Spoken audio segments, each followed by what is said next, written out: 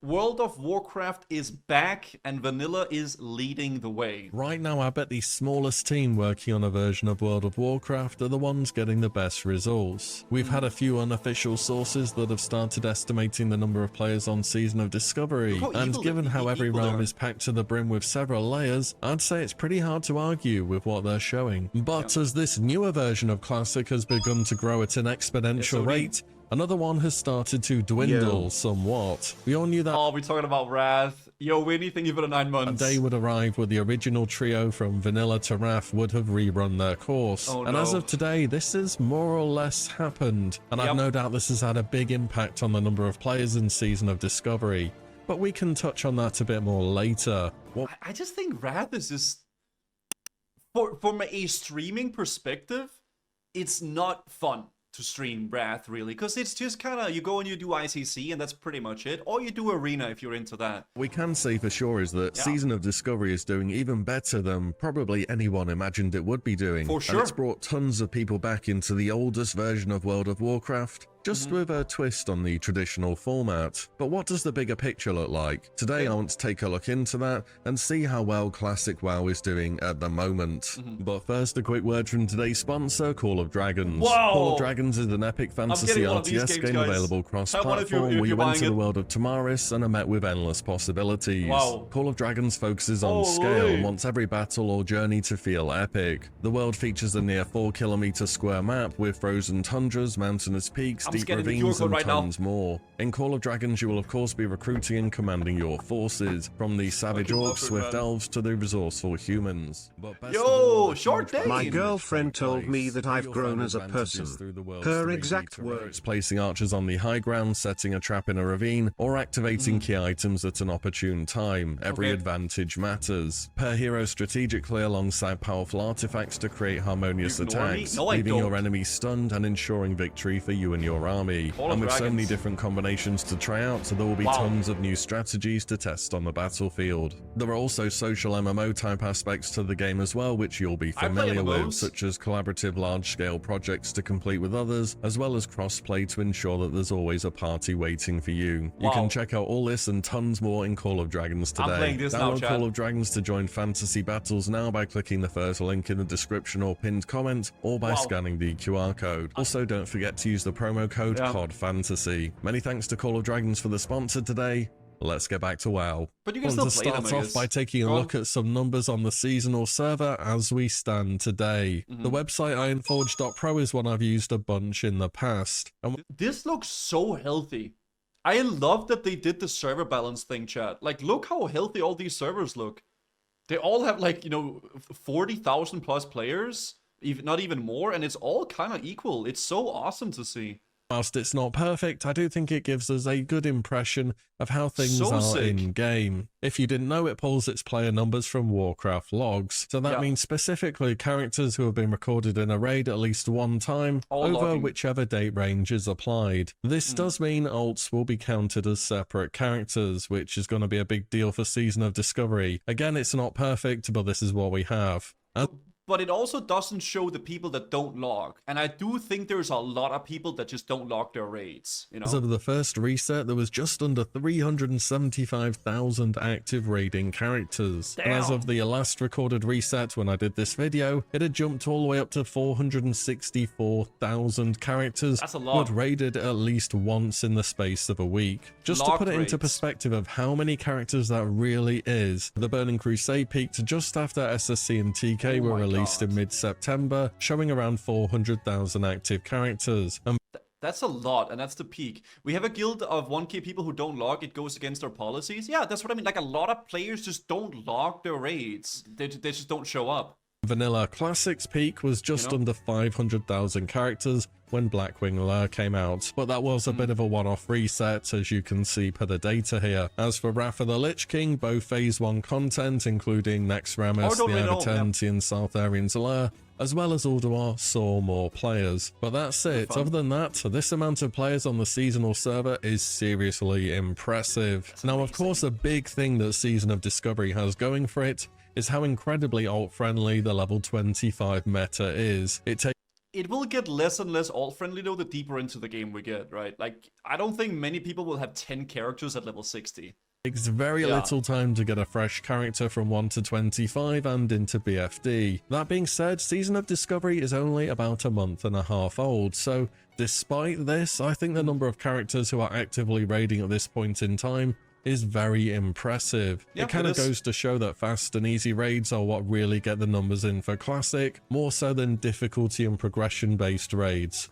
I just think for a lot of people don't care about the raids being insanely difficult, having to wipe 100 times to down a boss. You know, I think wiping and stuff is good and struggling a little bit, but more hard is not equals more fun always, right? So what we can also see here is that for once the realms are actually fairly well balanced too, which outside of a few niche cases has just never happened in World of Warcraft before. And as much as you hear people say they want world PvP, unless Blizzard hard enforces server caps, WoW always ends up how it looks in Wrath at the moment, with the vast majority of servers just having one faction on them. And even if your server hits 66% one faction, 33 the other, which is only 16% off it being 50-50 either way, in practice this means you're outnumbered 2 to 1 in the open world. But Blizzard's actions for Season of Discovery have us in a much better place, because I think this is such a good idea. I really like that they did this. I know some people can't get to play with their mates and stuff,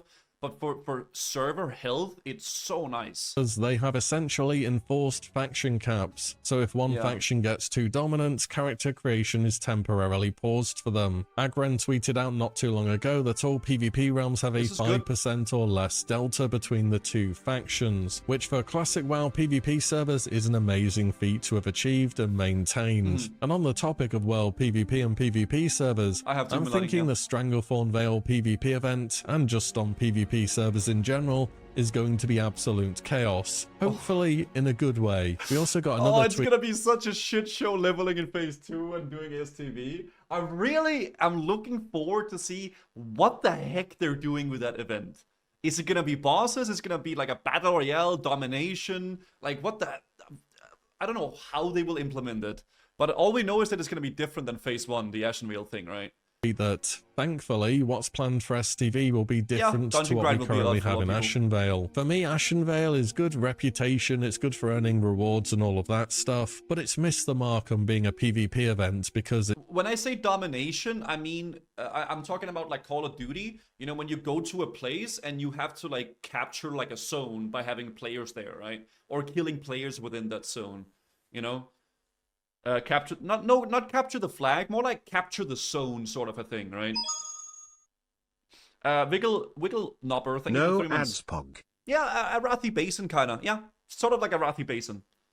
It's just kind of AV light. I know they were trying to base it off AV, but I was hoping it wouldn't be this bit, where we just run between one PvE objective and the next. Also, you probably saw, but the Phase 2 announcement tweet has a pretty big nudge towards a huge red sky. A blood red sky, you could say. Maybe a blood red sky for a blood god. Like the one in Zul'Gurub, for example, Hakar. This PvP event might even involve free-for-all type PvP, or possibly the return of the corrupted blood incident to the open world of Azeroth once again. Dude, blood gas closing in on us like a BR. Dude, Battle Royale, Stranglethorn Vale, you gotta run away from the blood gas. Holy, last man standing gets 1,000 gold. There it is. Imagine that. Either way, there's a lot to look forward to in Phase 2. But let's get back on topic here. You know, another thing that we can notice about the Season of Discovery realms? Their size. The biggest realm as per Ironforge.pro is Europe's A Living Flame, which we like to call Locked Flame, because in Season of Discovery, if one realm gets too big, it also gets locked for new character creation. Hey, Crusader Strike and Lone Wolf Gang, rise up. Stop players piling onto a mega server. But unless you have a good reason to roll there are plenty of other options, because pretty much every single one of Season of Discovery's realms would have been considered mega realms back in 2019. Insane. Living Flame has some 80,000 active raiding characters with only I think back in the day, like back in vanilla, wasn't like a big server, like 1,000, maybe 2,000 players? Like, our perspective on this is completely different than back in the day. There was like not at all that many people back in the day. Like 3,000 was a massive server, yeah. Everybody has like 6 alts. That's true as well. A 2% margin between Horde and Alliance 2. I don't know if you remember Vanilla originally, talking about 2004 here. Okay. High server populations back then would have been 2,000 to about 2,500. Yeah, and there I we believe go. around 4,000 was what they were capable of hitting as a cap due to tech at the time. And it was an active decision they made to keep the numbers lower too, because they wanted a community of recognizable faces on your realm, not just a huge volume of players which are stacked everywhere non-stop. But hey, times change, I guess. And if we compare the biggest seasonal realm to the biggest Wrath realm, which is Gehenna CU with just over 19,000 players, there are 8 different Season of Discovery realms which currently have more raiding characters, some by an absolutely enormous margin. These increased server sizes really have been matched up to player demands too. We know Blizzard have constantly been iterating and changing how many players can fit onto a server whilst keeping it playable, and now these numbers really seem to prove that. I mean, it's amazing to see though. Please also note that our realm population estimates of low, medium, high, and full are based on this increased capacity. A medium realm today already has more characters on it than the even most crowded realms did back in 2006. Yeah, that's what I mean. Like, I think Crusader Strike currently is like medium or high, but dude, that server is massively full still. It's a lot of players. If you go down on the Wrath section and scroll, there's a bunch of realms which would be considered pretty much dead by today's standards. And if you go even further down, there are many realms which Blizzard had to close and then merge their players elsewhere. People like the big realms nowadays, and with layering tech to keep things running smoothly, it seems to have been well received. There is another site I found too which has some interesting data called atlasforge.gg. This shows data according to Blizzard's API data from searched Armory characters and guilds. It once again does estimates of its own for characters on each server, but will give more of an impression of overall players, including those that are inactive, I believe, not just the ones that raid. And look how massive Crusader Strike US is. Holy shit, that server has 200k players almost that's logging. And that's only logging players, like that's logging the raids. It does paint somewhat of a different picture. Here it shows the realm Crusader Strike on NA with nearly 200,000 players. That's a lot of people trying to get on Asmonlayer. What I also like is it has a class race breakdown as well, with Human and Night Elf being the most popular on the Alliance, and Undead followed by Orc on the Horde. Kind of surprised there's more Undead than Orcs if I'm honest. As for classes, Hunters are... Dude, no I'm not, dude. There's so many Undead male rogues, Undead priestmen, Vertney wannabes.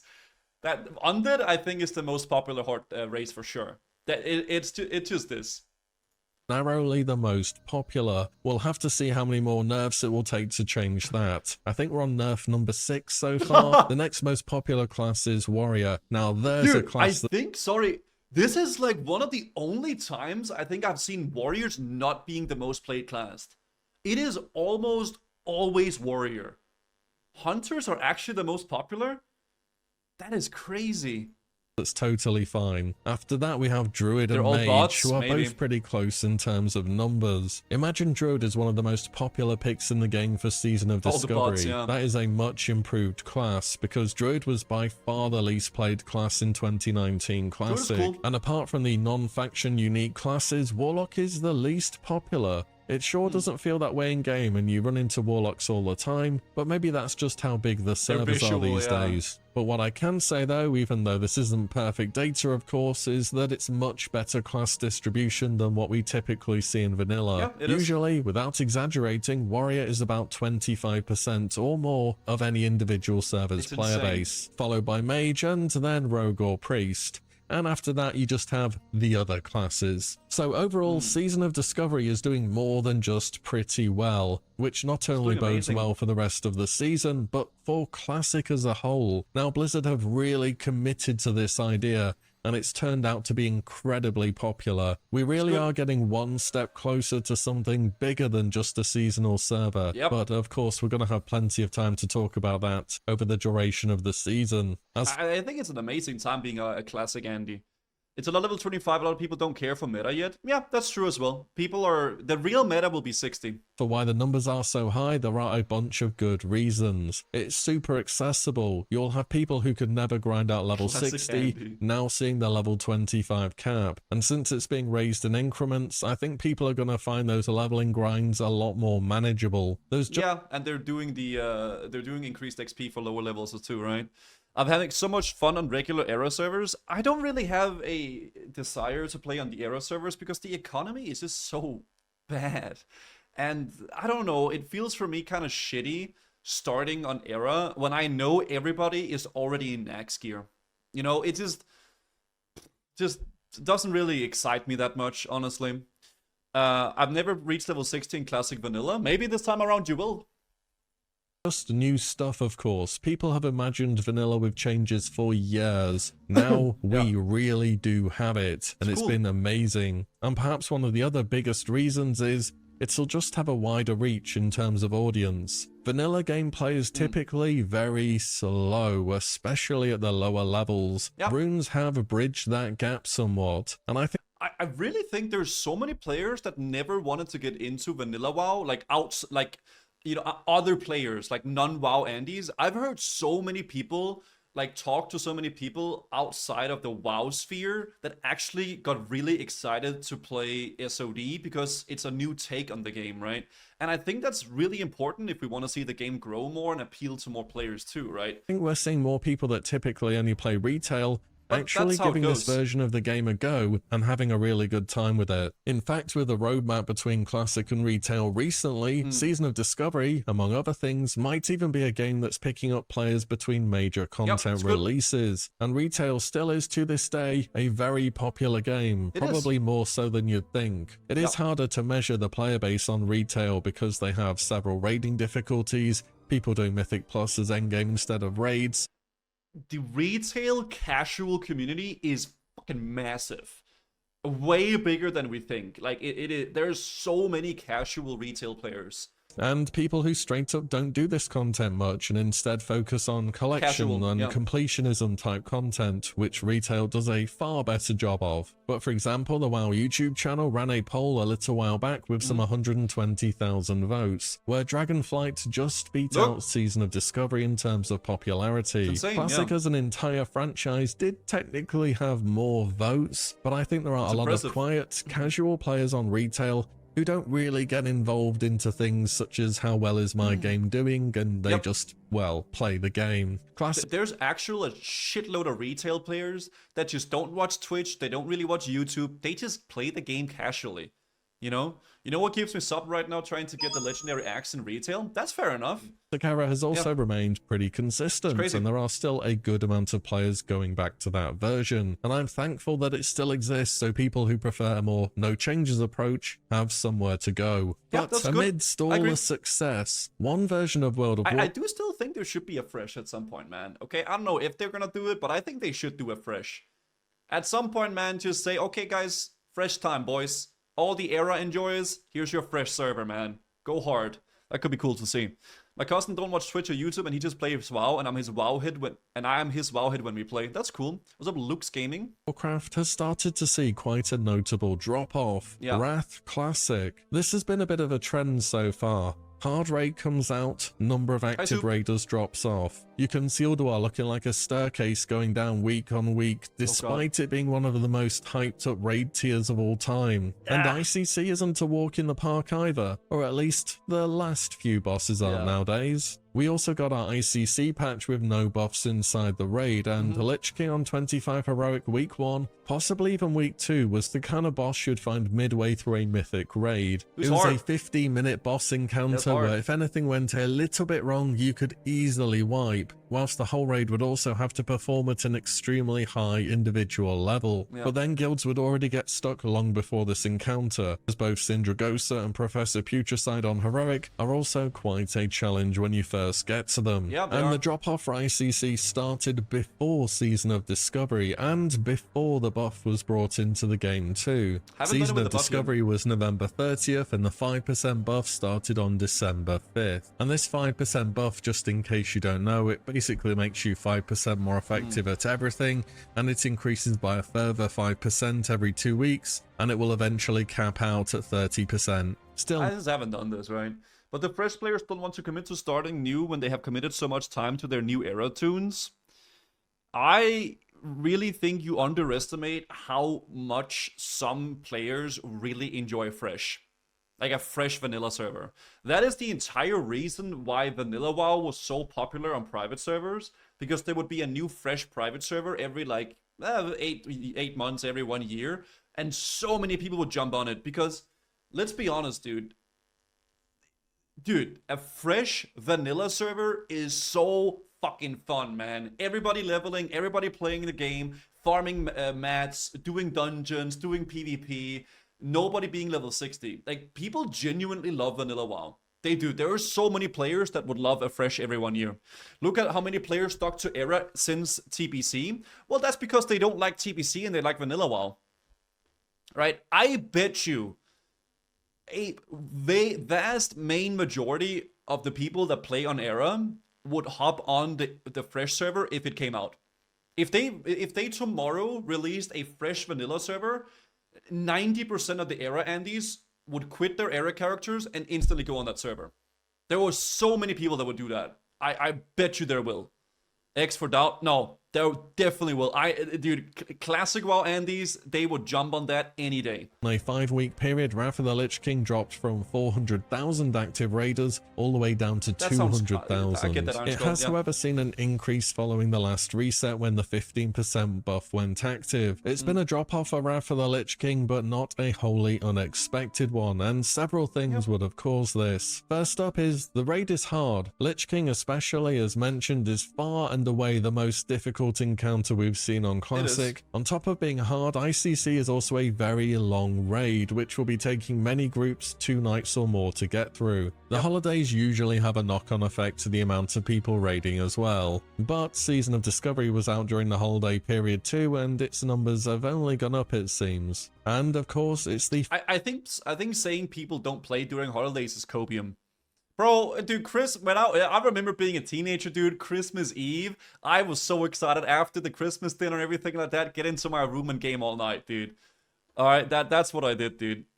But they're all log on SOD and tell me most players don't raid log. I mean, a lot of people do raid log, but that's just WoW in general. Final raid of the expansion. There is always some reduction in the player base once they've completed the holidays last don't tier, matter. but we can see neither Naxxramas nor the Sunwell saw a drop this fast. There is also no Wrath era confirmed to be happening at the moment. Our characters will progress on to Cataclysm and possibly even future expansions. This would have demotivated some people to carry on playing and to earn their bis. And well, we've seen the roadmap, right? The Cataclysm beta isn't planned till late spring, with an early summer release for the expansion. Do you want to be doing ICC every week for that long? Maybe not. Don't worry though, Ruby Sanctum is out now, the real final tier of Wrath. Surely that will change things around, right? I want to do one run at Ruby Sanctum, okay? I want to get my Shadowmourne, and I want to do one run at Ruby Sanctum. Because I've just never done it. And you know what? It's no coincidence that Season of Discovery came out of nowhere as fast as it did. There was always going to be a drop-off at the end of Wrath, and the seasonal server would have piqued so many players' interests who otherwise would have probably just quit, to be honest. And if there was ever a time to properly explore how Classic with changes were to look, surely it's at the points when Kata comes along and changes everything forever. I'm expecting a smaller player base for Kata too compared to Wrath, and for what it's worth, I don't think it's anywhere near as bad as you often hear it being made out to be. But I really think the Kata hate watchers are really very, very vocal. I don't think, I think there's probably going to be a big player base that would like Cataclysm. It feels like a lot of people just shitting on it, but maybe that's just like a very vocal minority.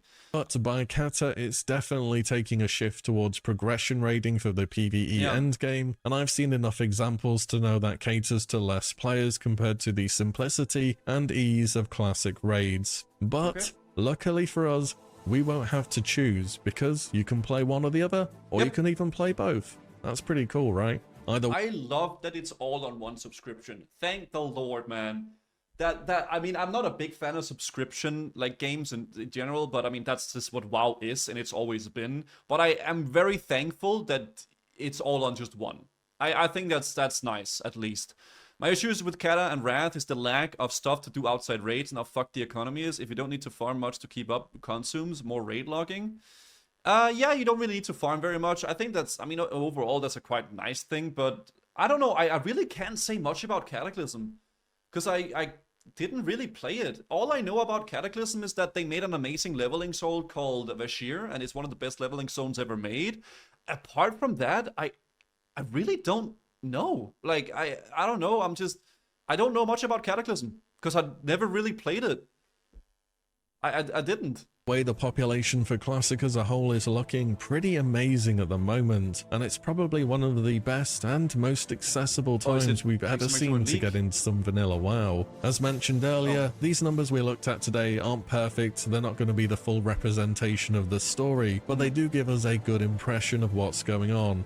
And I think things are looking very promising for the future of Classic WoW. So let me know how your realms are looking at the moment, whether you've been focusing more on seasonal, Wrath, Era, or anything in between in the comments down below. And as always, thank you all so much for watching and listening in. Good video. And I'll see you all in the next one very soon. It is very awesome though how big SOD has kind of become. I know it's very kind of like on the down low now with SOD, but I think it's sort of like the calm before the storm. Whenever phase 2 comes out, there's gonna be so much stuff to do in SOD, and it's gonna be amazing. We're kind of just in a lull right now. Like, there's just not that much happening, but once phase 2 hits, it's gonna be big time content for sure. It's gonna be really fun.